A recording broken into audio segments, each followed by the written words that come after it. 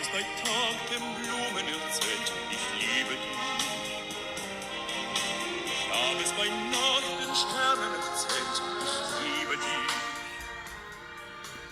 Welcome to the 16th episode of Always Remember, World War II Through Veterans' Eyes. Liberators of the Holocaust, Part 2. Dachau Concentration Camp. Adolf Hitler's final solution was carried out in at least 44,000 concentration camps, ghettos, and forced labor camps spread out throughout Europe.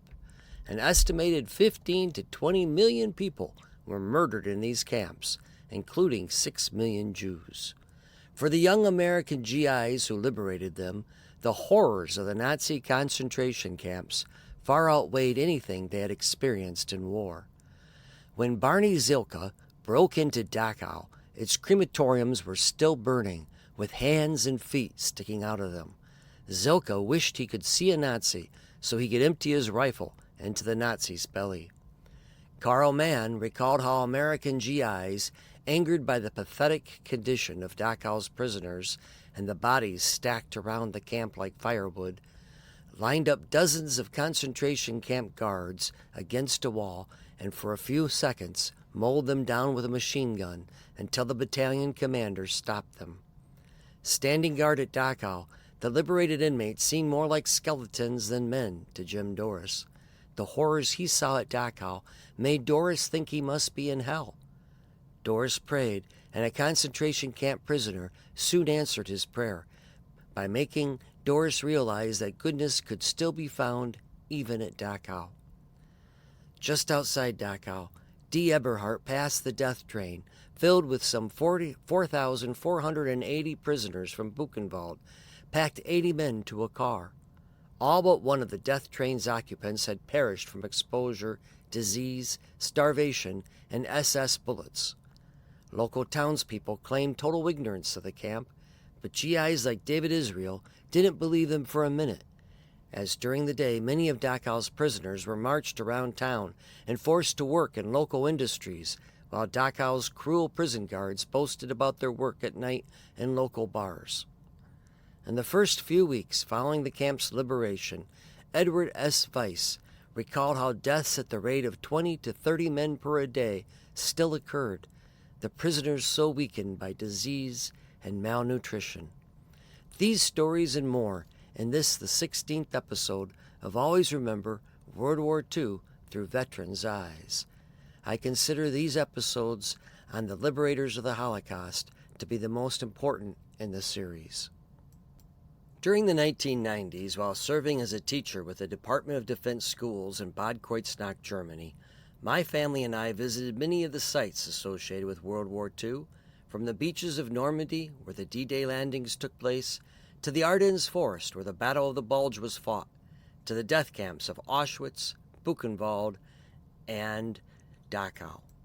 We saw what was at stake in World War II, when not only democracy in the United States, but throughout the world, hung in the balance. I began to write to World War II veterans to thank them for their service. I sent them pictures of the sites that we visited. I invited them to share their stories with me, and I promised to keep them alive in the classes that I taught. What I never could have anticipated was that veterans shared their stories with their buddies and printed my letters in the reunion newsletters. I was soon corresponding with approximately 140 World War II veterans, 20 of whom received the nation's highest honor, the Medal of Honor. I had more material than I could ever use in the classes I taught. So to keep my promise, I wrote Always Remember World War II Through Veterans' Eyes and launched this series of podcasts, which are based upon the book. Opened in 1933, Dachau was the first of the Nazi concentration camps. Some 238,000 people were imprisoned at the camp, which covered an area of about 60 football fields. During its peak, Dachau had 240 subcamps under its jurisdiction. Only Dachau itself, and not its subcamps, had the infamous gas chambers and ovens.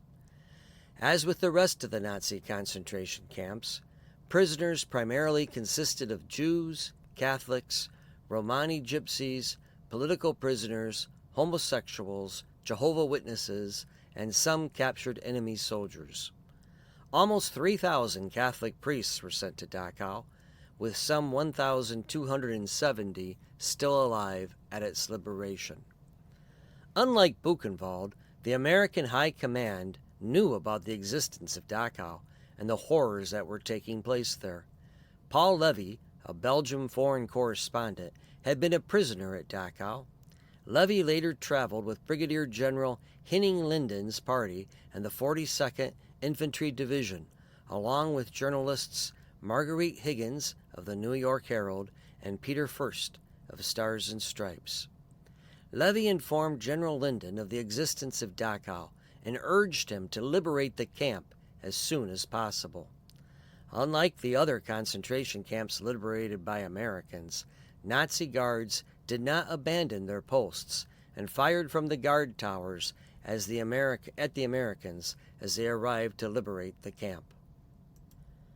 Bernard Barney Zylka of Duluth, Minnesota, had been a tank driver, a gunner, and a driver for General Patton's aid in Africa and Sicily before he participated in the liberation of Dachau.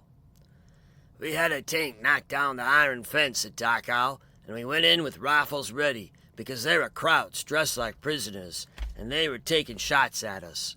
I never did see any snipers, but as I was looking at the thousands of 60-pound skeletons lying on their bunks piled over each other 6 or 7 layers high, I was wishing and crying at the same time that I would see a Kraut and empty my rifle into his belly." Zylka had been in the invasion of Sicily. At St. Tropez, a German sniper put a bullet 6 inches from my head and splattered bark in my face, but we captured him. He had crossed the Ludendorff Bridge at Remagen just before it caved into the Rhine, killing 28 and injuring another 63 men.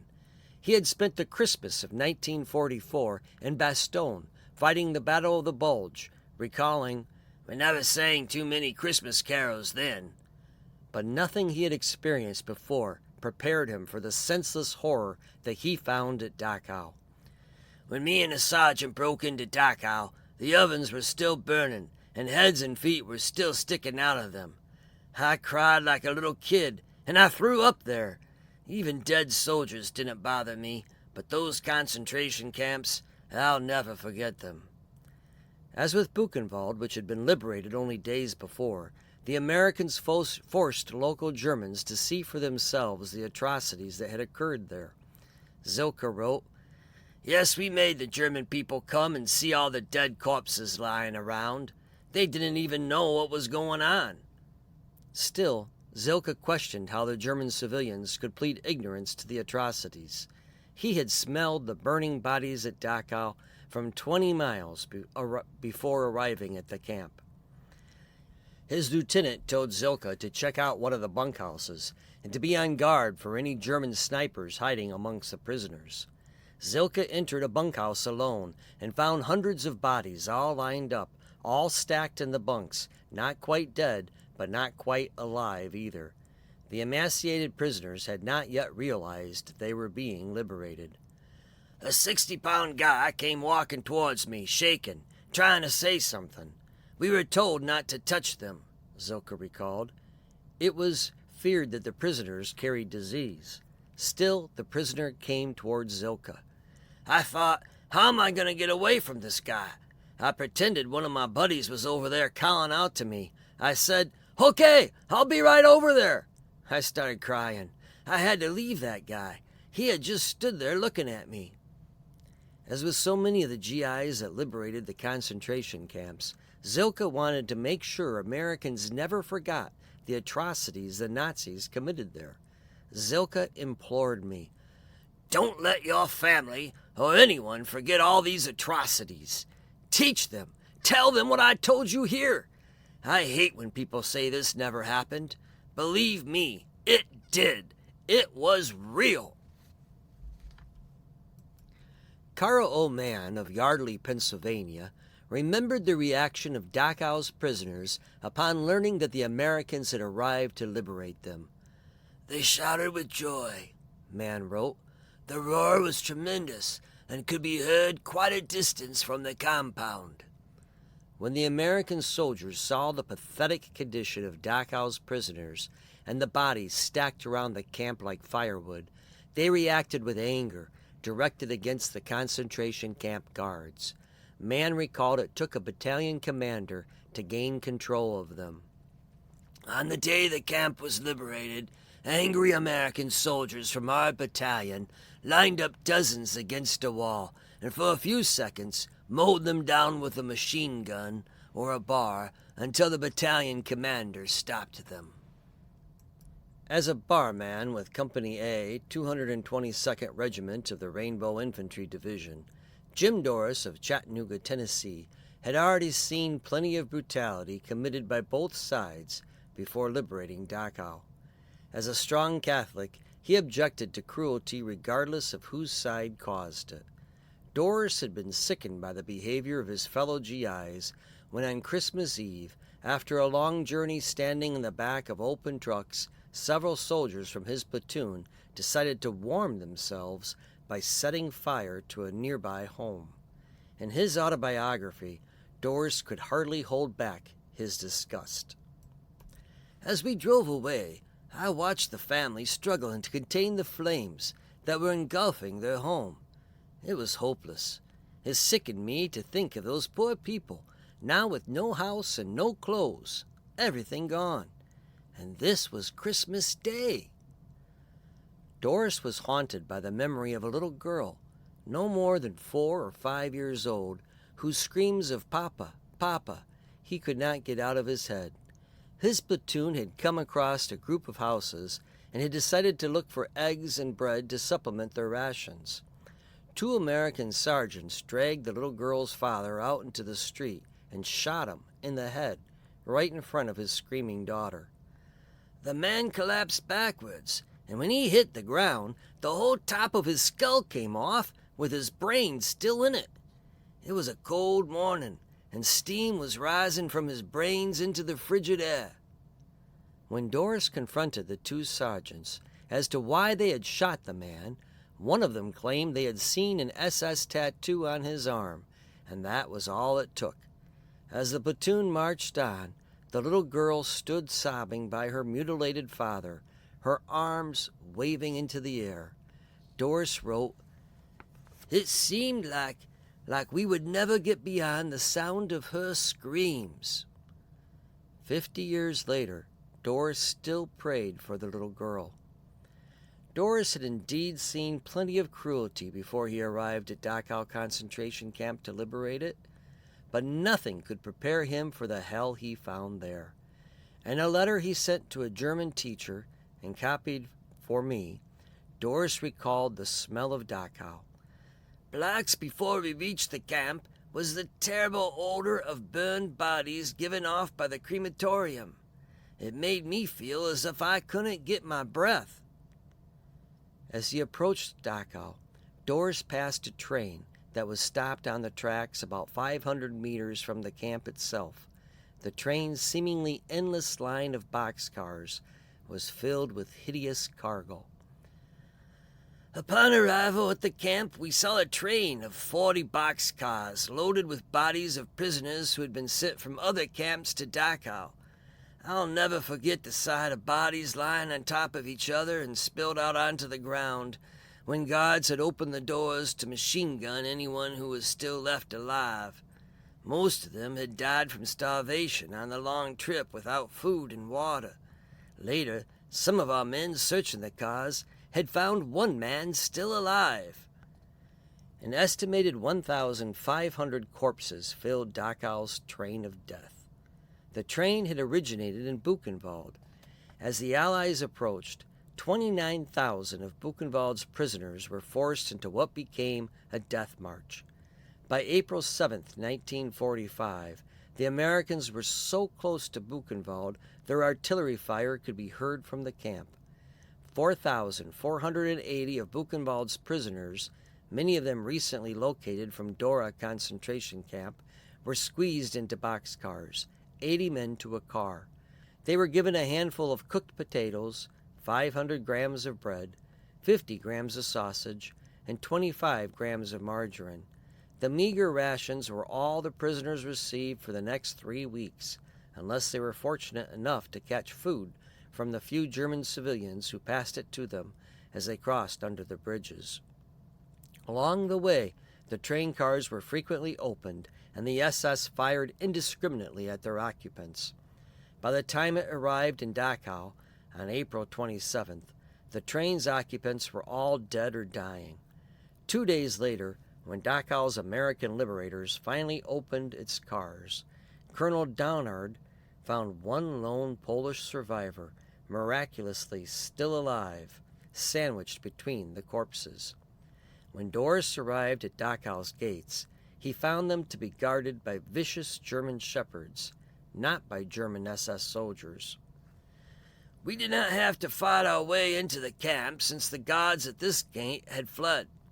Large German shepherds, chained to each side of the gate, were barking and lunging furiously at us. We had to shoot the dogs." Inside the camp, Dorris recalled rows of naked, starved bodies piled on top of each other, waiting to be carried to the crematorium. Dorris was struck by how accustomed the prisoners seemed to be to the bodies, ignoring them as they walked by. Dorris was ordered to stand guard and to keep the inmates in the camp so that they could be examined and treated by the American doctors who would arrive later. "My post was between the high outside concrete wall with its guard towers and an inside wire fence, which had been previously electrified. I had to walk around the body of a man who had been so savagely beaten that his left eye laid out on his cheek."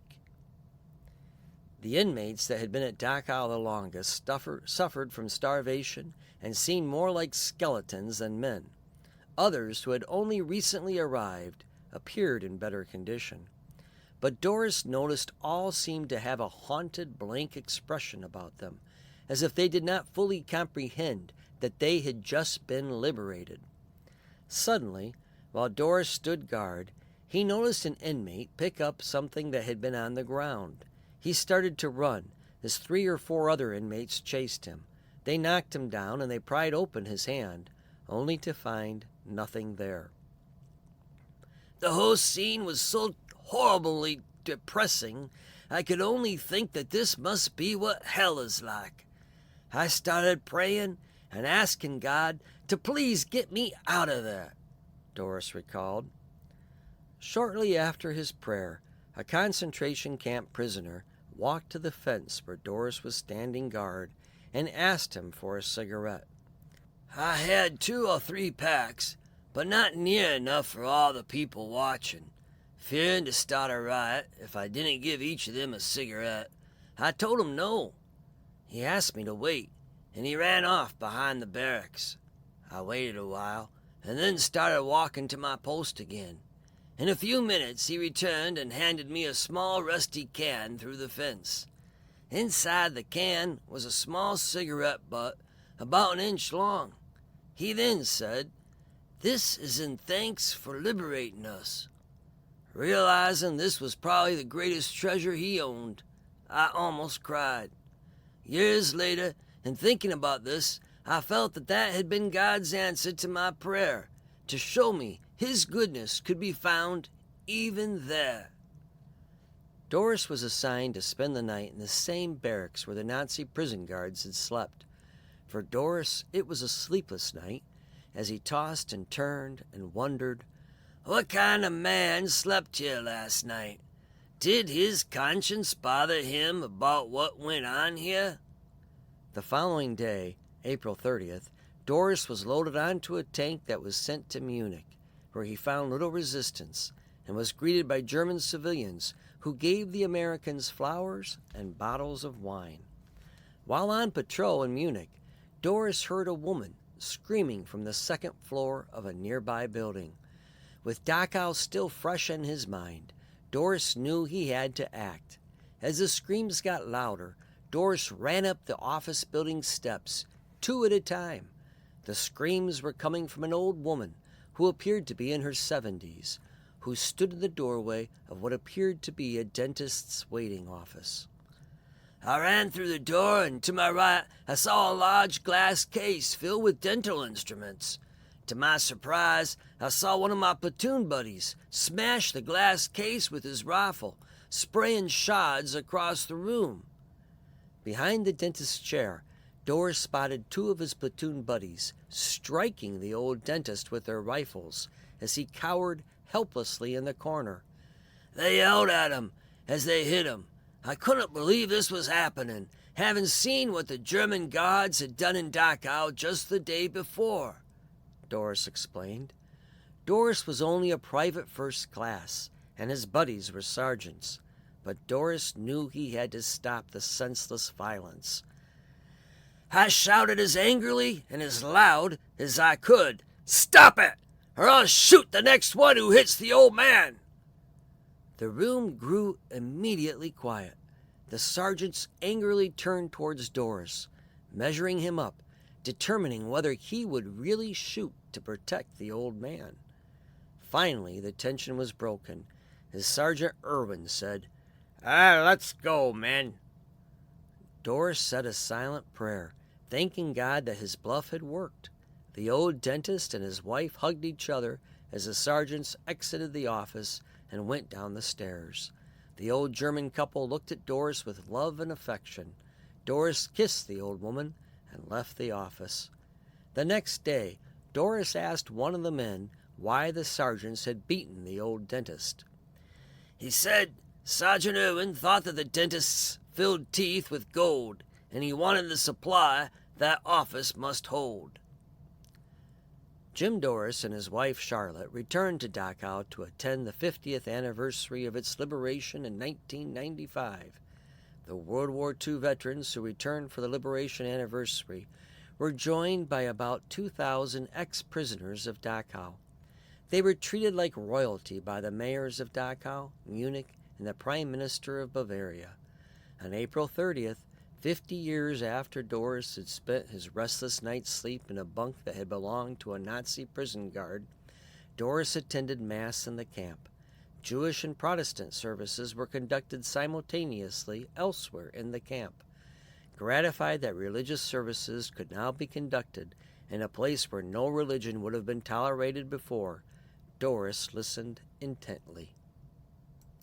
Friedrich Cardinal Vetter, in his sermon, said that the course of 12 years, 200,000 prisoners from almost 40 nations had gone through this camp. More than 30,000 died of exhaustion, disease, and hunger. They froze to death, were given lethal drugs, were shot, hanged, or beaten to death. 2,800 Catholic priests were imprisoned there, and 1,106 died. But Cardinal Vetter also recalled the courageous local people who performed small acts of kindness to mitigate the suffering of the concentration camp prisoners. At the cost of their own freedom, they secretly smuggled letters and groceries, medicines, and clothes into the camp.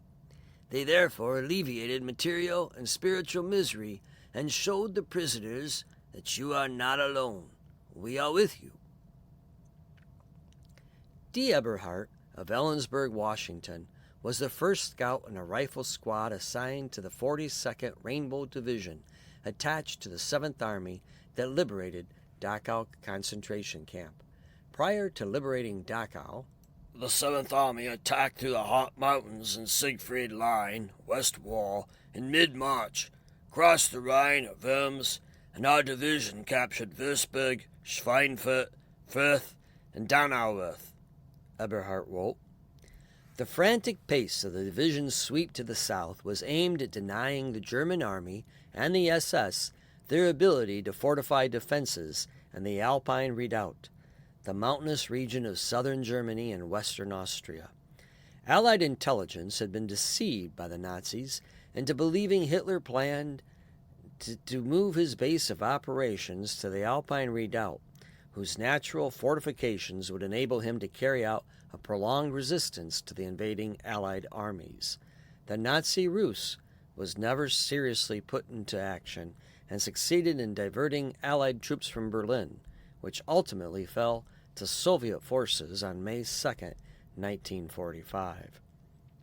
On April 29, 1945, the Rainbow Division entered Dachau. Eberhart wrote, "No one was prepared for the sight of the piled-up dead and the terrible condition of the prisoners." Eberhart's company did not enter the prisoners' compound. The closest they came was approximately 1,000 yards. His assistant squad leader, Jack Perry, and a few other men went forward to the moat and observed, "Prisoners beating up the guards, actually killing them." By late afternoon, Eberhart's rifle squad had entered the town of Dachau, where they encountered former prisoners in twos and threes, wearing their striped blue-gray garb in various degrees of starvation. The squad spent the night in Dachau before moving on to Munich the following day. On the way, they passed the death train packed with bodies, dead of exposure, disease, starvation, and SS bullets. There is only one survivor, rescued on April 29th by Lieutenant Colonel Downard, CO 2nd Battalion, 22nd Regiment, and a tank destroyer officer. While the Rainbow Division did not arrive in time for the inhabitants of the death train, an estimated 32,000 prisoners were found still alive inside the camp. Eberhart recalled the chaotic days that followed Dachau's liberation as the army struggled to take care of them. Lieutenant Colonel Minky Felenz, CO 1st Battalion, 222nd, he was placed in charge. He established liaison with the International Committee. They agreed to keep the prisoners confined so they could be helped and typhus checked. The SS commissary supplied food at first, and an expanded hospital was manned by a medical unit which soon arrived. Unfortunately, individual soldiers tried to help by giving the victims K and C rations. In some cases, this caused deaths because they had been deprived of solid food for so long. As they did at Buchenwald, liberated only weeks before, the Allied Army Command forced local German civilians to tour the camp. General Eisenhower wanted to establish as many witnesses as possible. Thus the stacked bodies were left exposed, Eberhart wrote. It was important for the local residents to bear witness to the camp's atrocities, since so many claimed they knew nothing about what went on inside the concentration camp. Curious local residents had been warned from the beginning that if they attempted to look over the walls surrounding Dachau, that they would be arrested and be given the opportunity of studying the camp from inside for longer than just one night, according to a warning from the Special Commissioner of the Supreme SA Command, the Nazi paramilitary Storm Detachment Friedrichs, in June 1933. Still, Eberhart believed the local residents were well aware of what went on inside the camp, even the old woman whose home he spent the night in nearby the camp. She denied all knowledge of the camp. I did not believe her. For example, in the house next door, there was a tattooed human skin lampshade, but the people who lived there, civilian or SS, were long gone. After the war, Rainbow Division Liberators made a pledge to the victims of Dachau to keep the memory of the atrocities that the Nazis committed there alive, and to counter the lies of the Holocaust deniers. The Rainbow Memorial Foundation worked together with the International Dachau Committee to preserve the camp's history, erecting a 7th Army Liberators plaque on the old Dachau main gate with its Arbeit macht frei, work sets you free, inscription. The Rainbow Division was also active in many Holocaust remembrances both in Europe and in the United States. When the Rainbow Division dedicated a Dachau monument in Amsterdam, Netherlands, on December 1, 1996, Eberhart spoke for the men of his Rainbow Division who could not be there. It is one thing to be brave with a rifle in your hands. It is quite another to confront an armed enemy with only your bare hands. There's no group of people I admire more than you survivors and your dead comrades. You maintained your courage and your faith, and all of you paid a terrible price. It is you who are the true moral guardians of freedom and civilization. All of my Rainbow Division friends who were at Dachau on the day of liberation wish that we had done more and done it much, much sooner. Eberhart also recited Dachau Waits, a poem he had written for the dedication and for the Sam Dan book about the Rainbow Division's liberation of Dachau, the 29th day of April, 1945. Dachau waits. Dachau, restless and uneasy, waits. One day, past freedom, snow softly fell, but could not hide the horror there. The chill remains throughout all seasons, felt by those who live within the shadow, who wish that it would go away. Survivors still return on pilgrimage. When they are gone, who then will keep the memory? Who then will keep eternal vigil? Dachau, restless and uneasy, waits. In his letter dated March 29, 1996, Eberhart eloquently wrote of what he had learned from Dachau and from the war itself. Only a thin veneer of civilization, probably not original, covers the seething hatreds and potential for brutality beneath. As we know from the events of this century alone, it doesn't take much to loose the demons. Even though I have long since given up on the perfectibility of mankind, which may have begun when my much-admired platoon sergeant calmly picked off a wounded enemy soldier in the midst of an enemy attack in a snowfield while making a crude army joke. It turned out that he was SS, but none of us knew it at the time.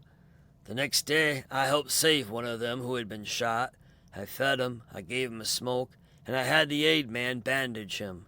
But this was also before I knew that he too was SS, that the SS had mowed down our captured men at Malmedy, and of course, before Dachau.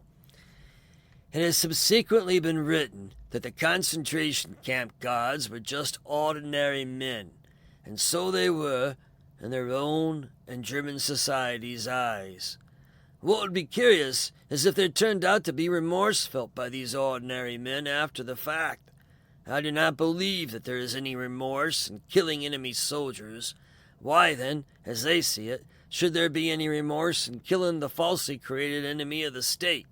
Jews, Slavs, Gypsies, etc. Because of the danger of the abyss opening, it seems to me that all of us need to be on guard against hatred and vilification of others. We need to do good deeds, and especially do what you're doing. Teach true history and important values to the young. As the years went by, America's Holocaust liberators were particularly incensed by the Holocaust deniers.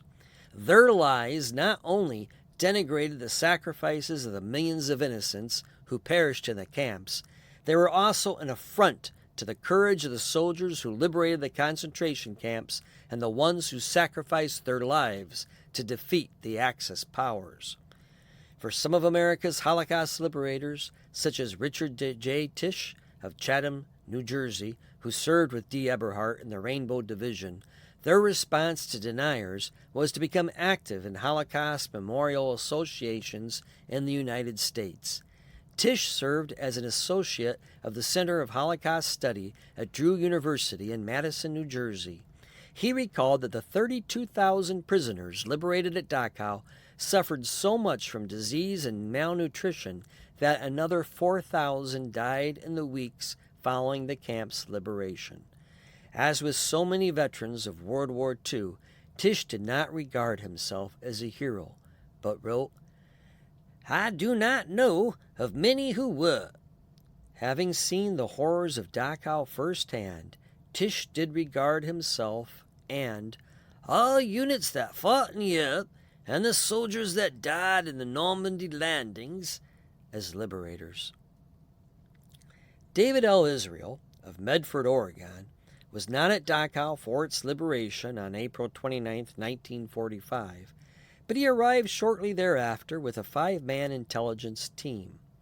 Despite having spent nearly a year in that God-forsaken place, when Israel returned to Dachau for the 50th anniversary of its liberation, he was amazed to find that I remembered absolutely nothing. My mind had been purged of all memory. Israel could not identify the streets around the compound, nor the one that he lived on, less than a mile away from Dachau. Although Israel's mind successfully purged itself of the terrible memories of the camp, Israel spent 18 years revisiting the terrible history of Dachau as he interviewed liberators of the camp for his book, The Day the Thunderbird Cried, Untold Stories of World War II.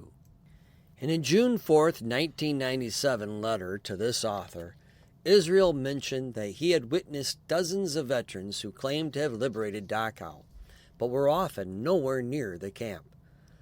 Of the 3,500,000 GIs in the European theater of operations at the war's end, almost all of them claimed to have liberated Dachau, Israel confided.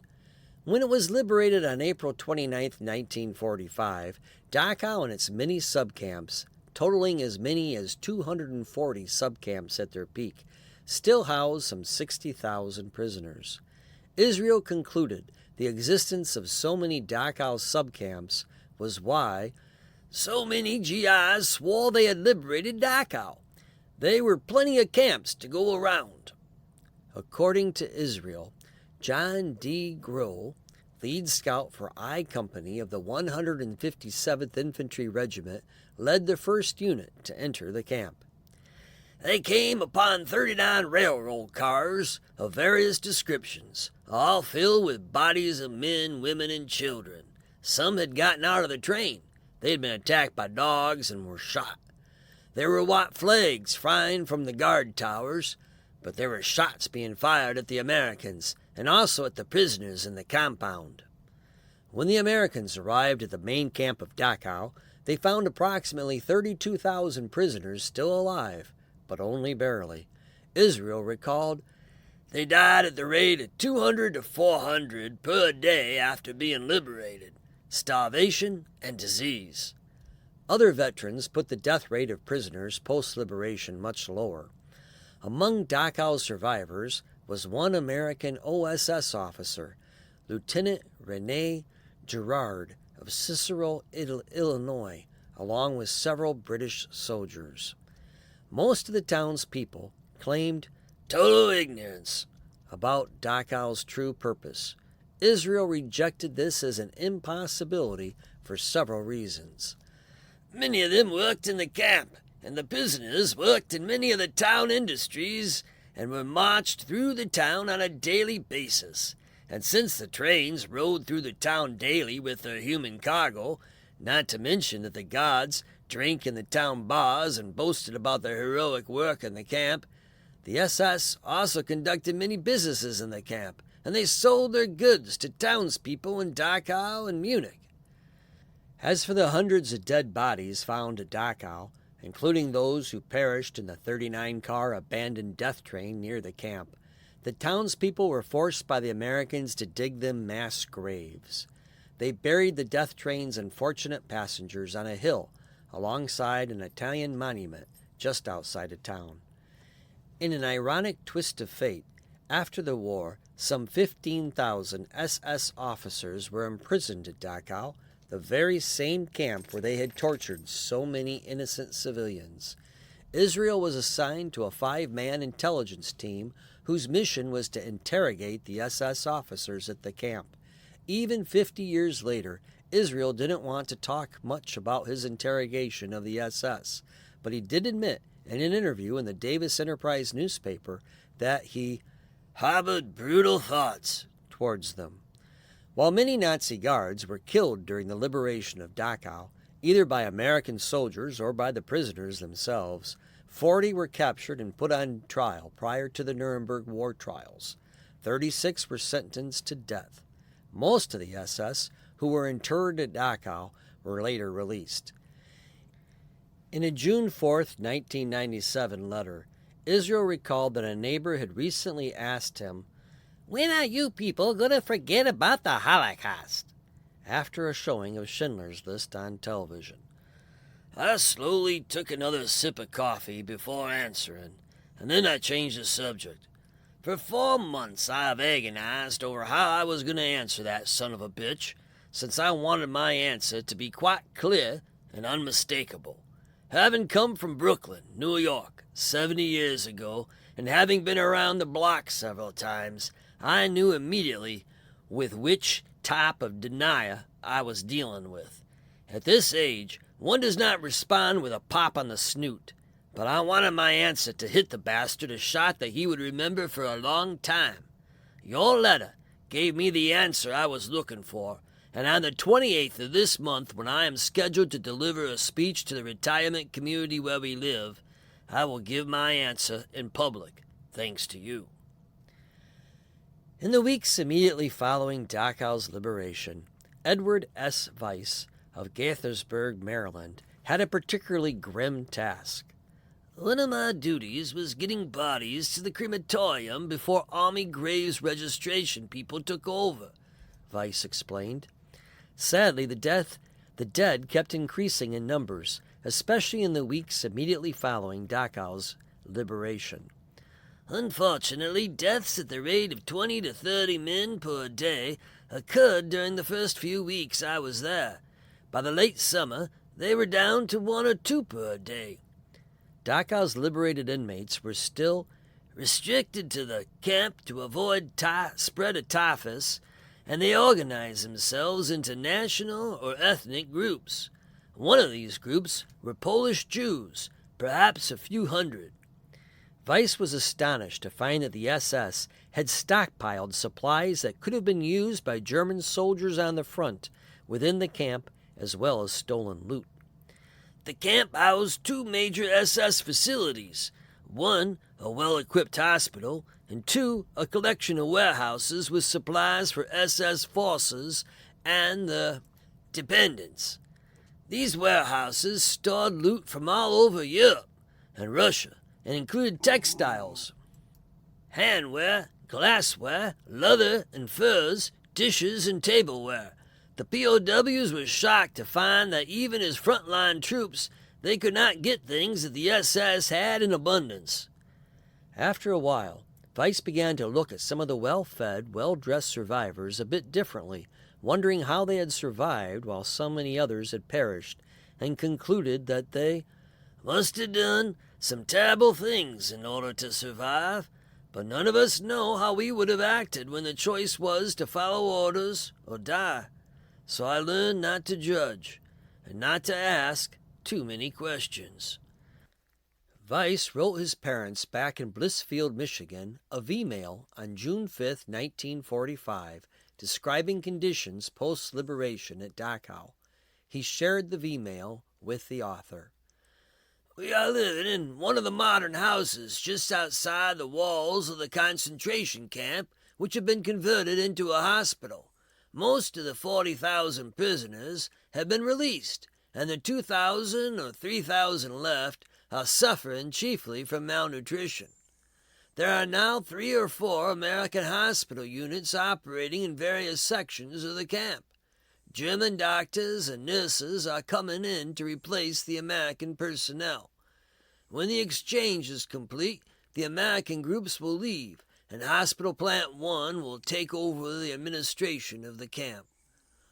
All is well. Love, Ed.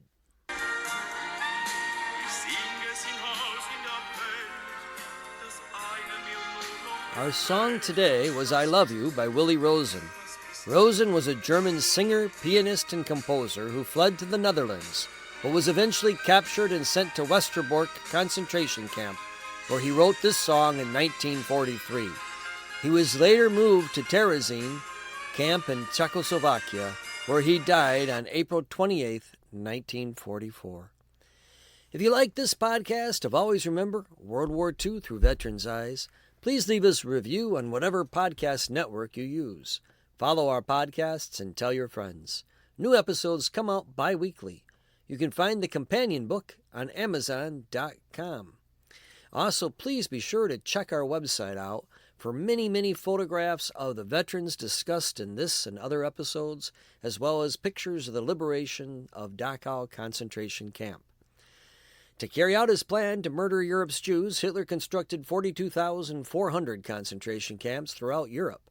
Our next episode, Part 3 of the Liberators of the Holocaust, will continue to tell the stories of the liberators of some of the lesser-known concentration camps. Also, if for more information about Jim Dorris, we're going to be doing a special 2-part episode on the life of Jim Dorris called A Light in the Darkness of World War II with his son Steve later this fall. Until next time, thank you for remembering our World War II veterans.